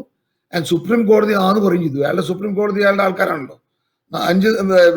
ഫെബ്രുവരി 23 അവര് പ്രഖ്യാപിച്ചു what he can do that. അപ്പോൾ ഈ public charge for green card holders very difficult, especially ഇന്ത്യയിൽ നിന്ന് വരുന്ന ആൾക്കാർക്ക്. എങ്ങനെ ക്രെഡിറ്റ് ഒക്കെ കാണിക്കും? ഇവിടെ ക്രെഡിറ്റ് റിപ്പോർട്ടും കാര്യങ്ങളൊക്കെ കാണിക്കണം നല്ലതാണെന്ന്. ഈ ക്രെഡിറ്റ് റിപ്പോർട്ട് നല്ലതില്ലെങ്കിൽ എന്താ, ഏത് സ്കോർ ആകുമ്പോഴാണ് ഡിനൈ ചെയ്യണത്? ഇതൊന്നും ഒരു റെഗുലേഷൻ ഇല്ല, ഒരു ക്ലാരിറ്റി ഇല്ല, ഒരു മെമ്മോ ഇല്ല, ഒന്നുമില്ല. അപ്പൊ ഇത് വന്നു കഴിഞ്ഞാൽ എന്തായിരിക്കും? ഇതൊക്കെ കോർട്ടിൽ ചാലഞ്ച് വരും. കാരണം ഇത്രയും കാലം ഫെബ്രുവരി 24 ഇത് വന്നെങ്കിലും ഉപയോഗിച്ചു തുടങ്ങിയെങ്കിലും അധികം കേസുകളൊന്നും ഫയൽ ചെയ്തില്ല. കോവിഡ് മൂലം പിന്നെ കൗൺസിലൊക്കെ അടച്ചിട്ട കാരണം. ഇനി അതൊക്കെ ഇങ്ങനെ പൊങ്ങി വരും. അപ്പൊ എന്താ ചെയ്യാൻ പോണ, എന്ത് ചെയ്യും നമുക്ക് അറിഞ്ഞൂടാ. സാറ് പറഞ്ഞ മാതിരി വളരെ ബുദ്ധിമുട്ടുള്ള ആൾക്ക് വരാൻ പോകണ ഓരോ തടസ്സങ്ങൾ, അതൊക്കെ ആൾക്കാർ വരാതിരിക്കാനുള്ള തടസ്സങ്ങള് വഴിയിലിട്ടുകൊണ്ടിരിക്കുകയാണ്. ഈ പ്രായമായ മാതാപിതാക്കളൊക്കെ വരുന്നത് പിന്നെ കൊണ്ടുവരാനുള്ള ബുദ്ധിമുട്ട്, കാരണം അവർക്കിവിടെ എന്തെങ്കിലും വരുമാനം കിട്ടാനുള്ള സാധ്യതയില്ല, ജോലി കിട്ടാനുള്ള സാധ്യതയില്ല. അപ്പൊ അവർക്കൊക്കെ വരാൻ പറ്റുമോ ഈ പബ്ലിക് ചാർജ് നിയമം ശക്തിപ്പെട്ട് കഴിഞ്ഞാൽ? ഇല്ല, പബ്ലിക് ചാർജ് നിയമം അത് ഒരു വശം. ആ കാറ്റഗറി എടുത്ത് കളയാൻ പോകണമെന്നേ. അയാൾ ചെയിൻ മൈഗ്രേഷൻ എന്ന് പറഞ്ഞിട്ട് എടുത്ത് കളയാൻ പോകണം. അങ്ങനെ എടുത്തു കഴിഞ്ഞാൽ പ്രശ്നം വരുന്നില്ലല്ലോ. Problem solve. Problem solve. ആൾക്കാർ വരുന്നില്ല. ഈ പറഞ്ഞ മാതിരി അയാളുടെ അമ്മയമ്മയൊക്കെ ഒന്നുമില്ലോ. അയാൾക്ക് എന്താ പ്രശ്നം? His wife sponsored and brought them exact the chain migration. Absentee ballot ഇയാൾ അയക്കുന്നു, പക്ഷെ ചെയ്യാൻ പാടില്ല. ഫ്രോഡാണ്. എന്താ when it comes to him it doesn't apply. ബാക്കിയുള്ളവർക്ക് അത് ബാധകമുള്ളൂ. ആരോ പണ്ട് honesty is the best policy എന്നിട്ട് പഴയ ചൊല്ലുണ്ട് ഇല്ലേ? Honesty is the best policy. Mark Twain famous American ചേർത്തതിൽ ഫോർ അതേഴ്സ് ചേർത്തതിൽ നമുക്ക് ബാധകമില്ല, അത് ബാക്കിയുള്ളവർക്കാണ് എന്ന് പറഞ്ഞ മാതിരിയാണ്. അപ്പൊ all these things big hindrances. ആര് പറഞ്ഞ മാതിരി വളരെ തടസ്സമായിരിക്കും. പക്ഷെ കാറ്റഗറി എടുത്ത് കളയുന്ന ഞാൻ മനസ്സിലാക്കുന്നത്. എന്നാണ് പറയുന്നത്. അത് പിന്നെ ഇതുവരെ ആയിട്ടില്ല. പക്ഷെ അതും ട്രംപ് ജയിച്ചു കഴിഞ്ഞാൽ അതും സംഭവിച്ചുകൂടാഴിയില്ല. എന്തായാലും ജയിച്ചു കഴിഞ്ഞാൽ ഈ 4 വർഷം കൊണ്ട് അമേരിക്ക നമ്മൾ ഇന്ന് കാണുന്ന അമേരിക്ക ആയിരിക്കില്ല 4 വർഷത്തിന് ശേഷം എന്ന് തീർച്ചയായിട്ടും ഉറപ്പിക്കാം. ഇനിയിപ്പം പുതുതായിട്ട് പിന്നെ USIS ആണെങ്കിലും പുതുതായിട്ട് കൊണ്ടുവന്ന അവരുടെ ആ പോളിസി ഗൈഡൻസ് ഒന്ന് ശക്തിപ്പെടുത്തി പറഞ്ഞത്, ഈ കമ്മ്യൂണിസ്റ്റ് കൺട്രീസിൽ നിന്നും ടോട്ടാലിറ്റേറിയൻ സംഘടനകളിലും ഒക്കെ പ്രവർത്തിച്ചവരെ അവർക്ക് ഇങ്ങോട്ട് വരുന്നതിന് തടസ്സം സൃഷ്ടിക്കും. അവർക്ക് ഇങ്ങോട്ട് വരാൻ പറ്റില്ല, അവരെ ഇങ്ങോട്ട് കൊണ്ടുവരില്ല എന്ന് പറയുന്നു. അപ്പൊ അത് നമ്മളെ എങ്ങനെ ബാധിക്കും? അത് ഏത് രീതിയിലാണ്? അതെന്താണ് പെട്ടെന്ന് അവർ പൊക്കിക്കൊണ്ടുവരാനായിട്ടുള്ള കാര്യം? അപ്പൊ ഈ പറഞ്ഞ മാതിരി ജാഡേസ് is already on the books. നമ്മളൊരു വിസിറ്റർ ബേസിക്ക് പോലെ അപ്ലൈ ചെയ്യുമ്പോൾ കൗൺസിൽ ആ ചോദ്യമുണ്ട്, are you from the communist party? എന്താ നമ്മുടെ ആൾക്കാരൊക്കെ പറഞ്ഞതെന്ന് എനിക്കറിയാം. പല CPM ആൾക്കാരൊക്കെ ഇവിടെ വന്ന് ജോലി ചെയ്തിട്ട് nothing, there are good people. എന്തിനാ ഈ ചോദ്യം എനിക്ക് അറിഞ്ഞൂടാ. കമ്മ്യൂണിസ്റ്റ് രാജ്യത്ത് ഇവിടെ വരാൻ പാടില്ലേ? അത് പണ്ടേ ബുക്സിലുണ്ട്. ഇപ്പൊ ഒന്നും കൂടി കാണിക്കാൻ വേണ്ടിയിട്ട് അത് പറയുന്നു, ആവർത്തിച്ച് പറയുന്നു. ഇതുമാതിരി അഡ്ജസ്റ്റ്മെന്റ് ഓഫ് ഗ്രീൻ കാർഡ് കിട്ടുമ്പോൾ ആ ചോദ്യമുണ്ട്. ടോട്ടാലിറ്റേറിയൻ, നിങ്ങൾ എന്താ പറയുക, സെക്സ് റാക്കറ്റ് നടത്തിയോ, നിങ്ങൾ സ്മഗ്ലിംഗ് നടത്തിയോ, ഇതൊക്കെ ചോദ്യങ്ങൾ ഇപ്പോഴത്തെ ഇതിലുണ്ട്. ഇയാൾ പറയേണ്ട കാര്യമൊന്നുമില്ല. It's already on the books. ഉള്ള കാര്യം ഒന്നും കൂടി പറയാം. കാരണം ഇവിടെയുള്ള ആൾക്കാർ, ഇവിടെ ജനിച്ചു വളർന്ന ആൾക്കാർക്ക് ഈ അഡ്ജസ്റ്റ്മെന്റ് ഓഫ് സ്റ്റാറ്റസ് ഫോമിൽ എന്തൊക്കെയാണെന്ന് അവർക്ക് അറിയില്ല. രസം എന്താ വെച്ചാൽ ഒരു 95%, 90% ഇവിടെ ജനിച്ചു വളർന്ന ആൾക്കാർക്ക് ഇവിടുത്തെ സിറ്റിസൺഷിപ്പ് ടെസ്റ്റ് കൊടുത്തു കഴിഞ്ഞാൽ തോൽക്കും. ട്രംപ് അടക്കം ദിൽ ഫീൽ. നമ്മളൊക്കെ പാസ്സായിട്ടാണ് നമ്മൾ സിറ്റിസൺ ആയിട്ടുള്ളത്. All these people know nothing about the history of this own country. They don't know anything. It's a truth. I challenge people. I and you know far most Indians. Far more than these people. And there's a person sitting at the head who knows nothing. India, I can guarantee he doesn't know where India is on the map. Modi does India and China have a common border? Modi is stunned. He is stunned. that this man doesn't even know that. He doesn't know anything. No geography. അയാൾക്ക് Manhattan real estate പറ്റിയിട്ട് ഈ 5 boroughs of New York അല്ലാണ്ട് ഒരു കുന്തു ആൾക്കാർ അറിഞ്ഞൂടാ. എങ്ങനെയോ തട്ടിമുട്ടി കയറി കുറെ ആൾക്കാരെ ഫുൾ ചെയ്താൽ പ്രസിഡന്റായി. അത് എങ്ങനെ രാജാവ് അതുമാതിരി പ്രജ പറഞ്ഞ മാതിരി നടക്കുകയാണ്. കുറെ പേര് ഫോളോ ചെയ്യുന്നുണ്ട്. And most of these people cannot pass A citizenship test. You and I have passed. They cannot do that. അപ്പൊ അത് ഞാൻ പറഞ്ഞു എന്താ വെച്ചാൽ ഈ ഫോമിലുള്ളതൊക്കെ എടുത്ത് വീണ്ടും പറയാണ്. It makes no sense. It makes no nothing, adds nothing. അപ്പോൾ അതുകൊണ്ട് ഞാനൊക്കെ ഡിസ്മിസ് ചെയ്യണം. ജസ്റ്റ് ഒരു പ്രൊപ്പഗാൻഡ, ഒരു പോസ്ചറിങ് മാത്രമേ ഉള്ളൂ. ഈ ഉദാഹരണത്തിന് ഇപ്പം നമുക്കറിയാം, കേരളത്തില് കമ്മ്യൂണിസ്റ്റ് പാർട്ടിയിൽ അംഗമാണെന്ന് പറഞ്ഞാല് അതിപ്പോ കോൺഗ്രസ് പാർട്ടിയിൽ അംഗമാണെന്ന് പറയുന്ന പോലെ ഉള്ളൂ കമ്മ്യൂണിസ്റ്റ് പാർട്ടിയിലെ അംഗത്വം. അവിടെ ഈ പാർട്ടിയിലെ അംഗത്വത്തിനൊന്നും വലിയ പ്രാധാന്യമോ ഒന്നും ഇപ്പൊ ഇന്ത്യയെ സംബന്ധിച്ചിടത്തോളം, ഇന്ത്യയിലെ കമ്മ്യൂണിസ്റ്റുകൾ എന്ന് പറഞ്ഞാല് അങ്ങനത്തെ വലിയ കമ്മ്യൂണിസം ഒന്നും ഇല്ലെന്ന് നമുക്കറിയാമല്ലോ. ചൈനയിലെ സ്ഥിതി ഒരുപക്ഷെ വ്യത്യസ്തമായിരിക്കാം. പക്ഷെ അവിടെ പറയുന്നത് കമ്മ്യൂണിസ്റ്റ് പാർട്ടിയിൽ അംഗത്വമില്ലെങ്കിൽ യൂണിവേഴ്സിറ്റിയിൽ അഡ്മിഷൻ കിട്ടുകയോ അല്ലെ സ്കോളർഷിപ്പ് കിട്ടുകയോ മുന്നോട്ട് പോവുകയോ ഒന്നും പറ്റത്തില്ല. അപ്പം അംഗത്വം എടുത്തേ പറ്റും. ആ ഒരു അവസ്ഥയുണ്ട്. അപ്പൊ അങ്ങനെയുള്ള കുറെ പേരെ ഹരാസ് ചെയ്യാൻ പറ്റും ഇങ്ങനെയുള്ള ഒരു നിയമം കൊണ്ട്. എന്നല്ലാതെ ഇതുകൊണ്ട് പ്രത്യേകിച്ച് എന്തെങ്കിലും ഒരു നേട്ടം ഉണ്ടാകുന്നുണ്ടോ എന്ന് പറയാൻ പറ്റത്തില്ല. എന്തായാലും ആ നിയമം പറയാൻ പറ്റും സാർ, നേട്ടം ഉണ്ടാവില്ല. ഒരു നേട്ടം ഉണ്ടാവില്ല. വെറുതെ കാണിപ്പാണ്. Just showing posturing to his followers. അല്ല, കുറച്ചുപേരെ ഹറാസ് ചെയ്യാൻ പറ്റും തീർച്ചയായും. അല്ല സാറിന് ഇവിടെ സോഷ്യലിസ്റ്റ് പറഞ്ഞാൽ ബാഡ് വേർഡ്. എന്താ അതിന്റെ അർത്ഥം പോലും അവർക്ക് അറിയാം. കമ്മ്യൂണിസ്റ്റ് ഒക്കെ പെട്ട സോഷ്യലിസ്റ്റ് എന്ന് പറഞ്ഞാൽ ബൈഡൻ ഇസ് എ സോഷ്യലിസ്റ്റ്. അതിന്റെ അർത്ഥം അവർക്ക് അറിയും. What are they talking about? Most people the happiness index ആൾക്കാരുടെ ഏറ്റവും കൂടുതലുള്ളത് യൂറോപ്യൻ കൺട്രീസിലെ, നോർത്തേൺ യൂറോപ്യൻ കൺട്രീസിലെ, where they have a socialist democratic policy. It's just a label. കുറെ ബെനിഫിറ്റ്സ് ഗവൺമെന്റ് കിട്ടും. ഒരു മാസം വെക്കേഷൻ കിട്ടും, ഫാമിലി ലീവ് കിട്ടും, മെറ്റർണിറ്റി ലീവ് കിട്ടും, അങ്ങനത്തെ കാര്യങ്ങളൊക്കെ ഉണ്ട്. And this universal health care. ഇതൊക്കെയാണ് സോഷ്യലിസം ഉദ്ദേശിക്കുന്നത്. ഏത് അതൊരു ബാഡ് കോണോട്ടേഷൻ ഞാൻ കാണുന്നത്. എനിക്ക് മനസ്സിലാവുന്നില്ല എന്താണെന്ന്. പിന്നെ ഒരു കാര്യം, ഇവിടെ എല്ലാവരും ഇവിടെ മെഡിക്കെയർ, സോഷ്യൽ സെക്യൂരിറ്റി വാങ്ങിക്കുന്നുണ്ട്. Whether you contribute, no matter what you contribute you get social security. അതുകൊണ്ട് സോഷ്യലിസ്റ്റ് അല്ലേ? സോഷ്യൽ സെക്യൂരിറ്റി സംബന്ധിച്ച് തന്നെ ട്രംപ് ജയിച്ചു വന്നു കഴിഞ്ഞാൽ സോഷ്യൽ സെക്യൂരിറ്റി തുടരുമോ എന്നുള്ള ഒരു ആശങ്കയുണ്ട്. കാരണം ഇപ്പൊ തന്നെ ഈ ആളുകൾ പേറോൾ ടാക്സ് കൊടുക്കണ്ടെന്ന് പറയുന്നു. ഈ ഡിസംബർ 31 വരെ പേറോൾ ടാക്സ് ആണ് സോഷ്യൽ സെക്യൂരിറ്റിക്ക് നമ്മൾ കൊടുക്കുന്നത്. പിന്നെ അല്ല സാറേ, അല്ല സോഷ്യൽ സെക്യൂരിറ്റി കൊടുക്കേണ്ടതല്ല അദ്ദേഹം പറഞ്ഞിട്ടുള്ളത്. സോഷ്യൽ സെക്യൂരിറ്റി അല്ല, പേറോൾ ടാക്സ് ഇസ് ഡെഫേർഡ്. അത് ആൾക്കാർ മനസ്സിലാക്കുന്നില്ല. അത് അടുത്ത കൊല്ലം കൊടുക്കണം. ഈ പറഞ്ഞ് കൊടുക്കാതിരുന്ന എല്ലാം കൂട്ടി കൊടുക്കണം.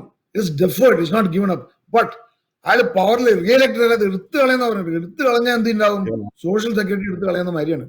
ഈ സോഷ്യൽ സെക്യൂരിറ്റി തുടങ്ങിയപ്പോൾ ഇൻ ദ 30s 36 പേരുണ്ടായിരുന്നു ഓരോ റെസിപ്പിയന്റ് കോൺട്രിബ്യൂട്ട് ചെയ്യുന്നത്. 36 പേര് ജോലി ചെയ്ത് സോഷ്യൽ സെക്യൂരിറ്റി കോൺട്രിബ്യൂഷൻ നടത്തുന്നുണ്ടായിരുന്നു. ഒരു വ്യക്തിയാണ് അത് സോഷ്യൽ സെക്യൂരിറ്റി കളക്ട് ചെയ്ത് തരുന്നത്. ഇന്ന് 1/3 എന്ന് മാത്രമല്ല 2031 social security trust fund will run out of money. അപ്പൊ കോൺഗ്രസ് എന്തെങ്കിലും ചെയ്യേണ്ടി വരും. ഈ പേറോൾ ടാക്സ് എന്നാണ് അറിയേണ്ടത്. നമ്മളൊരു ശമ്പളം കൊടുക്കുമ്പോൾ എംപ്ലോയർ 7.65% ശമ്പളത്തിന്റെ പിടിച്ചു വെക്കണം ഒരു വ്യക്തിയുടെ. And 7.65% employer contribute 15% social security trust ഫണ്ടിലേക്ക് പോകുന്നത് എല്ലാ മാസവും, എല്ലാ പേറോൾ പീരീഡും. ഇത് നിർത്തിക്കഴിഞ്ഞാൽ സോഷ്യൽ സെക്യൂരിറ്റിയിലേക്ക് പണം പോവില്ല. ആൻഡ് ദർ ആർ സ്റ്റഡീസ് വെച്ച് 2023 2 കൊല്ലത്തിനുള്ളിൽ നിന്നുപോകും. സോഷ്യൽ സെക്യൂരിറ്റി കിട്ടുന്ന ആൾക്കാർക്കൊക്കെ വരവുണ്ടാവില്ല. ഇതൊന്നും അറിയാതെ പല സീനിയേഴ്സ് അയാളെ സപ്പോർട്ട് ചെയ്യുന്നത്. അത് മനസ്സിലാക്കിയിട്ടില്ല അവര്. ഇയാൾ പറഞ്ഞാണല്ലോ ഈ said on record I get rid of social security payroll tax completely. പിന്നെ സോഷ്യൽ സെക്യൂരിറ്റി ആര് കൊടുക്കും? അയാളുടെ അപ്പൂപ്പന്. തീർച്ചയായിട്ടും പ്രായമുള്ളവരെല്ലാം പേടിച്ച് പിന്നെ വേറെ തീർച്ചയായിട്ടും പഠിച്ചിരിക്കുന്ന കാര്യമാണ്. അങ്ങനെ പറഞ്ഞത് തന്നെയാണ്. കാരണം അത് ഈ പലരും ഈ നമ്മുടെ ഇടയിൽ ഈ ട്രംപിനൊക്കെ കൂടുതൽ സപ്പോർട്ട് കിട്ടുന്ന ഈ ഇടത്തരം ഈ ചെറുകിട ബിസിനസ്സുകാര്, ചെറിയ ഗ്യാസ് സ്റ്റേഷൻ ഉടമകള്, അങ്ങനെയുള്ളവരാണ് പെട്ടെന്ന് ഒരു ട്രംപ് സപ്പോർട്ടേഴ്സായി മാറുകയാണ് ചെയ്യുന്നത്. നേരെ മറിച്ച് ഈ ജോലിക്കാരും മറ്റുമൊക്കെയാണ് അത്ര വലിയ സപ്പോർട്ട് ഇല്ലാതെ നിൽക്കുന്നത്. മറ്റേ ഈ ചെറുകിട ബിസിനസ്സുകാർ, പിന്നെ എന്തെങ്കിലും പിന്നെ വ്യവസായങ്ങളൊക്കെ ചെയ്യുന്നവര്, അവരാണ് ട്രംപ് ആരാധകരും. അതുണ്ട്. പക്ഷെ എന്റെ അഭിപ്രായത്തിൽ 4-5 കാറ്റഗറി ഉണ്ട്. ഒന്ന്, ട്രംപ് പണക്കാർക്ക് കണ്ടമാനം ബിഗ് ഏണേഴ്സ്, കുറെ ഡോക്ടേഴ്സും ബിസിനസ് ആൾക്കാരും getting lot of money, big tax breaks, വളരെ കുറച്ച് ടാക്സ് കൊടുത്താൽ മതി. ഇപ്പോൾ വളരെ സംതൃപ്തിയാണ്, അവർ സംതൃപ്തരാണ്. അതുകൊണ്ട് അവർക്ക് ട്രംപിന് വലിയ ഇഷ്ടമാണ്. അത് ഒന്ന്. രണ്ടാമത്തെ കാറ്റഗറി കുറെ എക്സ്ട്രീം റൈറ്റ് വിങ് ഹിന്ദുസ് ഉണ്ട്, who think he is going after Muslims. They hate, for some reason, some of them hate Muslims very much. അവരെതിരെ പോവാണ്. അപ്പോൾ ഇയാൾ അയാളുടെ ആളാണ്, അവരുടെ ആളാണ്. ഇയാൾ സൗദി അറേബ്യയായിട്ട് is in bed with them. Is completely full of contradictions. അങ്ങനെയൊന്നും ഇയാൾക്ക് ഈ ഡസന്റ് ഹാവ് എനി ലേബിൾസ് ഒന്നും. Is does what is best for Trump. മൂന്നാമത്തെ ഒരു വിഭാഗം ആൾക്കാരുണ്ട്, they think is a Bible, is a Bible thumper. ഇയാൾക്ക് ബൈബിൾ എന്നൊരു അക്ഷരം പോലും അറിഞ്ഞൂടാ, പാടി പോകാത്ത ആളാ. He's a big Christian. He said all the right things. And a lot of people like, sheep to slaughter, they follow him. അങ്ങനത്തെ ആൾക്കാരുണ്ട്. പിന്നെ ഒരു കാര്യം റേസിസ്റ്റ് ആൾക്കാരുണ്ട്. നമ്മൾ പല ആൾക്കാരും വി കനോട്ട്, നമുക്ക് പറയാലോ, മലയാളത്തിൽ തന്നെ പറയാൻ, പല ആൾക്കാർക്കും മറ്റുള്ള ആഫ്രിക്കയിൽ നിന്ന് വരുന്ന ആഫ്രിക്കൻ അമേരിക്കൻസ് ഒന്നും പുച്ഛമായിട്ടാണ് കാണുന്നത്, കുറഞ്ഞ ആൾക്കാരായിട്ട് കാണുന്നത്. അതിലുള്ള സത്യമാണത്. നമ്മുടെ ഇന്ത്യൻസ് വളരെ റേസിസ്റ്റ് ആൾക്കാരാണ്. നമ്മൾ ആരായിട്ട് അസോസിയേറ്റ് ചെയ്യാറില്ല, ഫ്രണ്ട്ഷിപ്പിൽ ആരായിട്ടും ഒന്നുമില്ല, അവരൊക്കെ സസ്പിഷനായിട്ട് പേടിയോടെ കാണുന്നത്. അപ്പോൾ എന്ത് ആയാലും പറഞ്ഞു, അവരത് പറഞ്ഞു, അത് നമ്മൾ കൂടെ ഏറ്റുപാടും. I'm saying this thing, this are not politically correct. ഇത് കുറെ ക്രിറ്റിസിസം വരും. I don't care, I don't, at this point, I don't think it matters. But I'm telling you the way it is, and people are criticizing because it is the truth. And these are the people who support Trump. He is not India supporting ആണ് ഇയാളത്. In American foreign policy with India has not changed in the last 25 years, 30 years, and is not going to change. And America is never going to interfere in Kashmir affair. Nobody is going to interfere and try to mediate. അത് ചെയ്യില്ലാന്ന് പറഞ്ഞിട്ട് successive administrations. പിന്നെ ചൈനയുടെ March വരെ ഇയാൾ president ഷീനെ പറ്റി പൊക്കി പറയരുതല്ലോ Trump. പിന്നെ ഇയാൾക്കൊരു ഇത് വേണം, സ്കേപ്പ് ഗോട്ട് വേണം, ഇയാളുടെ ഇൻകോമ്പിറ്റൻസ് ഇത് ഹാൻഡിൽ ചെയ്തതിന്. അപ്പൊ ചൈന മോശക്കാരായി. ഇത് കഴിഞ്ഞാൽ പിന്നെ ഈ may go back to China, America ചീനി ബൈ ബൈ എന്ന് പറയായിരിക്കും, ട്രംപ് ചീനി ബൈ ബൈ എന്ന് പറയായിരിക്കും. കാരണം ഇയാൾക്ക് കുറെ ബിസിനസ് ഇൻട്രസ്റ്റ് ഉണ്ട്, അയാളുടെ മരുമോനും അയാളുടെ മോൾക്കും അയാളുടെ ആൾക്കാർക്കൊക്കെ. You can trust anything he says. ഒരു കൺസിസ്റ്റൻസി ഇല്ലാത്ത ആൾക്കാരാണ് ട്രംപും ട്രംപിന്റെ administration. So the people who support Trump are doing it for very selfish reasons.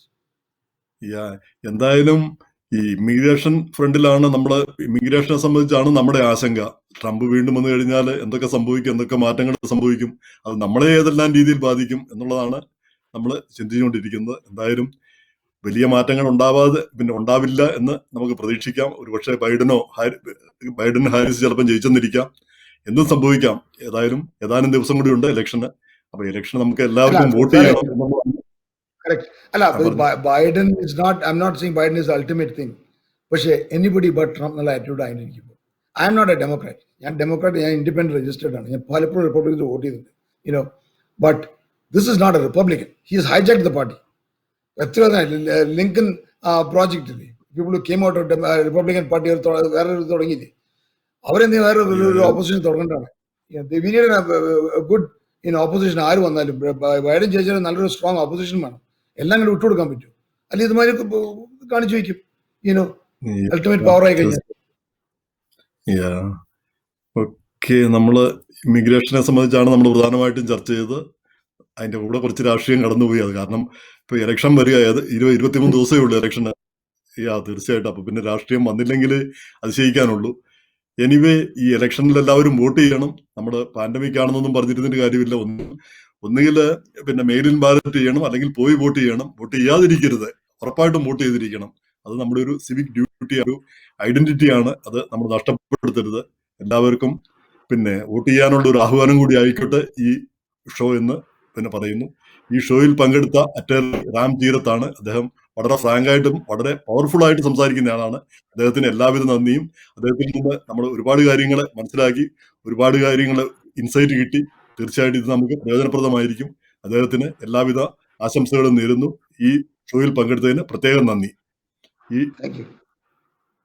Thank you. ഇനി American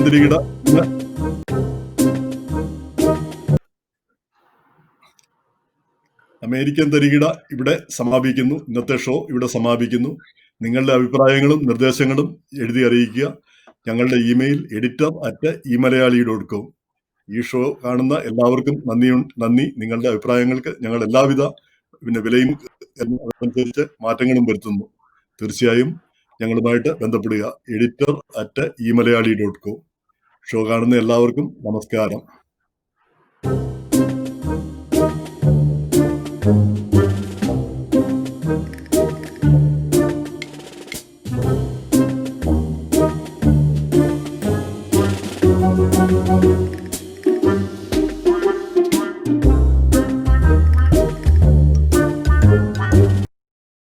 If you're thinking of buying jewelry now and don't want to step outside, relax. All you need to do is book an appointment online or call us. On the day and time of your convenience, we will bring our collection to you. Welcome to the Malabar Gold and Diamonds Showroom online experience. Step into your world without stepping out. Now that's our promise. Malabar Gold and Diamonds. Promise is a promise. The new owner at Toyota City in Mamaroneck. Welcome to Toyota City. Hi, my name is Jerry Thomas. We welcome you to Toyota City. We are a brand new dealership located in Mamaroneck, New York. And our motto here is transparency, efficiency, and respect. Transparency. Every deal will be totally transparent. Efficiency. We've made many investments to technology, to processes here, so that our customers will never waste time, waste money. Respect. We want to respect your time, and we want to make sure that we get you in and out as fast as possible. Our service department is the largest in Westchester County. We're the only Toyota dealership in Westchester County that offers loaner cars every time you come for service. And we're here for you. Come see us. You're going to see why everyone is saying, I love this city. Spectrum Auto Sales. One-stop shop exceeding perfection. Brand names, brand value, brands of the world. Spectrum Auto Sales. Guaranteed credit approvals.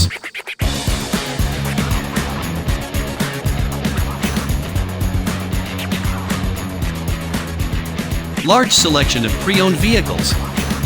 All brands and makes. www.spectrumautosols.com. Visit our 11,000 square feet facility at 175 South Route 303, West Nyack, New York 1-845-348-7777.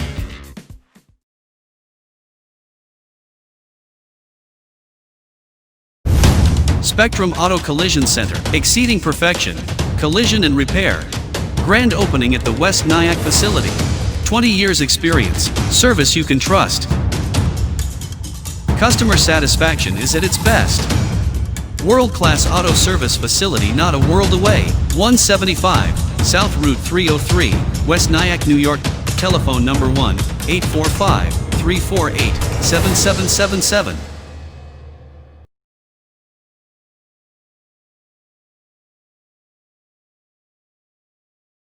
If you're thinking of buying jewelry now and don't want to step outside, relax. All you need to do is book an appointment online or call us. On the day and time of your convenience, we will bring our collection to you. Welcome to the Malabar Gold and Diamonds Showroom online experience. Step into your world without stepping out. Now that's our promise. Malabar Gold and Diamonds. Promise is a promise.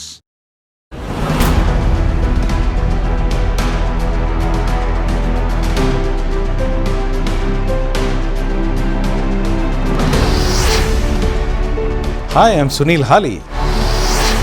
There is no election as tough and important as the US presidential election. We hear tall promises. In the heat and dust of election fights, sometimes the truth gets lost. Sometimes it is forgotten that an election is about two things: people and policies. We are keeping an eye on this election. With 3 expert panelists, we will give an insight into the latest in this fight to win White House. Follow our Eye on the US election 2020. Follow the Eye on the White House every Sunday, 1 o'clock Eastern Standard Time.